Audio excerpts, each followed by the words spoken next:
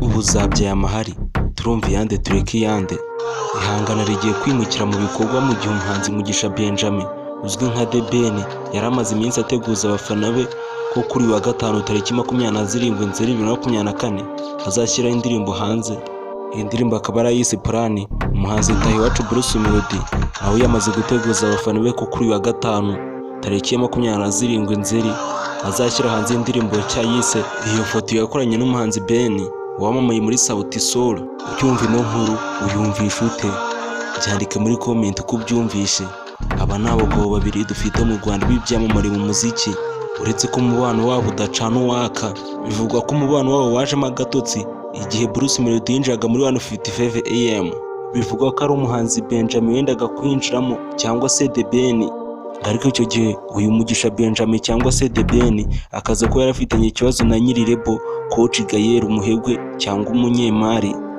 Ngo ko uyu Coach Gaël yari yigize kuguriza The Ben miliyoni 100 baba muri Amerika ngo niyaza kuzimwishyura, ariko ibyo byaje kurangira barongera barasubirana. Ibyo baje no kubitangaza bakoresheje imbuga zabo babinyujije no mu mafoto. Muri ayo mafoto barengejeho amagambo agira ati umubano wacu reka tuwunge ubundi twigarurire isi. Icyo gihe byaba birimo bivugwa yuko uyu Coach Gaël yahagaritse indirimbo Sikosa y'umugabo waruhiyemo Kevin Kade ndetse na The Ben na Element. Bivugwa ko iyo mishyikirano aribwo yabaye maze bakiyunga niyo ndirimbo igasohoka bise Sikosa, ariko bamwe baje kuvuga ko ibyo ngibyo ari ibihuha kugira ngo bashakire inzira iyo ndirimbo bise Sikosa, dore ko ari indirimbo yanakunzwe cyane nubwo baje kuvuga ko ari inshishurano. Nyuma Coach Gaël akaza gutangaza ko mbere yayo babanje gusaba uburenganzira ba nyiri igihangano cya original umuryango wa Olivier Ngoma. Izo ni indirimbo dutegereje ku munsi w'ejo. Aba bombi bamaze gutangaza ko zizasohoka. Iyi ndirimbo ya The Ben yise Plan, indirimbo ya Bruce Melody yise Foto, akaba ari indirimbo ihoremo na Ben wamamaye muri Sauti Sol. Bamwe bagiye bavuga ko Bruce Melody yabangamiye witwa The Ben karihangana ni kumushoraho, ariko abo bombi nta n'umwe wigeze atangaza ko ahanganye n'undi, ahubwo bisanga muri twebwe abafana tuvuga kanaka karenze uriya.